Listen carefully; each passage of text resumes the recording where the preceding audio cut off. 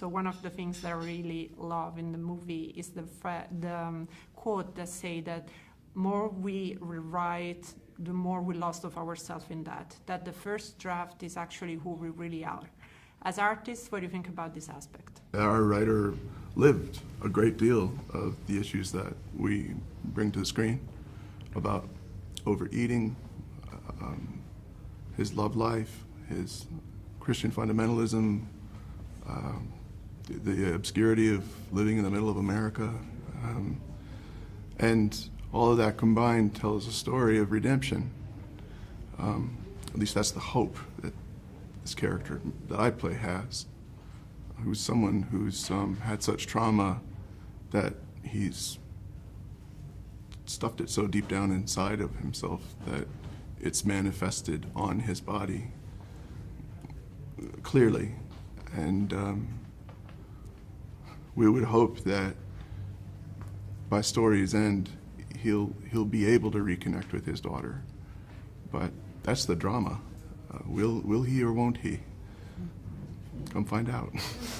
But in terms of your question, the first draft being the most honest one as an actor, you know, usually your first instinct is usually the right one, and the challenge here with this film was to not let the importance of being in a Darren Aronofsky movie with this amazing script to put so much pressure on you that you would be editing yourself or critiquing yourself and trying to make things fit a certain idea of what it should be. That was the challenge. But you know, when you see Brendan working so hard and just struggling with that suit, you just have to rise to the occasion. You say, let's have this be the best take, you know, just to make it worse. They always were. As long as they showed up and the camera worked, it was the best take. Let's not have any wasted takes here.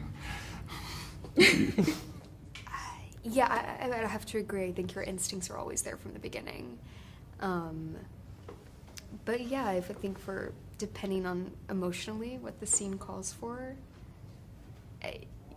you might have to build up a little bit. But yeah, I think it was really easy to follow your instincts on this with someone like Brendan there, and you just became Charlie. So it was a weird feeling where Brendan was completely lost, and I didn't really feel like I was looking at him. It was really immersive, so it made it really easy to just kind of, just flew. In each rewrite. Yeah, there is the line when you say, when you have to write an article or an essay, if you rewrite too much times, you lost your soul in that, you know? Because the first draft, it's you. And then you use that to model around the society in a certain way. That's interesting. Yeah. Yeah, I mean, it's funny you say that because, you know, one of the reasons I wrote this is because I did teach expository writing. And one of the rules in expository, I taught it on the college level, like college freshman, Ellie's age. And one of the rules was like rewrite. And I encountered that exact problem, which is I was asking these 18-year-olds to rewrite and rewrite. I think there's even a line in the movie, there is. That's right. Yeah. And so I kind of broke down at a certain point and just begged my students, as Charlie does in the movie, to write something honest. Mm-hmm. And one of my students wrote this incredible line that wound up in the play and the movie, which was, I think I need to accept that my life isn't going to be very exciting. And that was kind of what prompted me to write the play. That's kind of a first draft thing. It's interesting.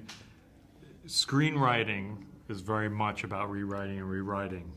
It's more similar, I think, to sculpture rewriting, where you slowly remove more and more clay and get closer and closer to the final model.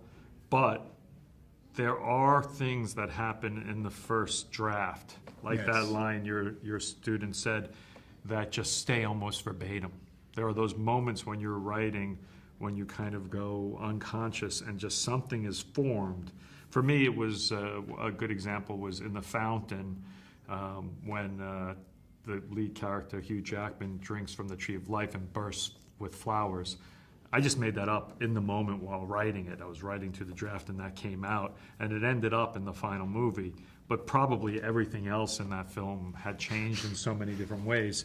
So it's interesting, that moment of inspiration. It does spark and come through, and maybe they're kind of the tent poles. Yeah. But then there's a lot of other things that you have to sort of work to get it right. Yeah, I think it's like as long as you can keep those tent poles up, Yeah. then you can kind of make a lot of moves around it. Yeah. You know, you can drape it however you want.